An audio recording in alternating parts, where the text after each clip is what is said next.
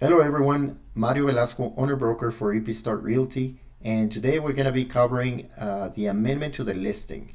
So if you're going to be making any changes to a listing that you currently have, you're going to need to use this form. You can also find it as the form as a TXR 1404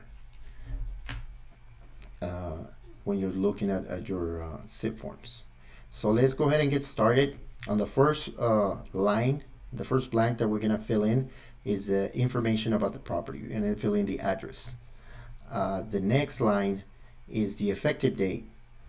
This is where you're going to write down the date that you're going to present this form to your client and the day they're going to sign it. Next, in letter A, if you are increasing the price or lowering the price of your listing, you will come here, select A, and write down the new listing price. And this is very important that before you make any changes to the MLS or any marketing, you have to make sure you have it in writing. So you have to fill in this form before you make any of those changes in the MLS. Okay, moving on to letter B. If you are making an extension of the listing end of the end of listing, this is where you're gonna write it down. You select letter B, and you're gonna fill in the new date where when this listing is gonna end. Okay. Now, if you have your seller and he's interested in stop marketing the property for a period of time, you will come down here and select letter C. Now, the first blank, you're gonna fill in the date when you're gonna stop marketing the property. Now, if you're not sure when the seller is gonna want the marketing back on the property, you select number 1.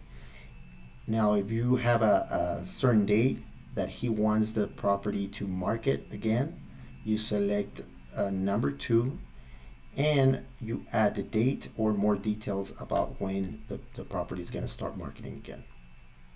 Okay. Now, if you're going to make a change to any other paragraph that is not listed on this form, you can make that change by selecting letter D. You're going to reference the paragraph where you're going to make the change, and down here you have this entire space to write down the change that you want to make. Now, at the end of the form, in this line, you're going to add the brokerage information and the license. You as a listing agent, you're going to be signing this form, or the broker can sign this form. Here on the right, you have to make sure all sellers sign this form as well.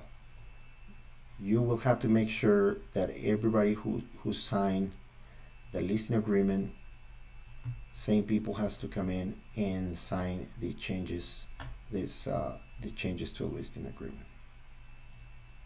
So this concludes this presentation of this amendment to the listing. If you have any questions, you can call me at 915-329-5829. If you are an agent from another brokerage, you can contact your broker.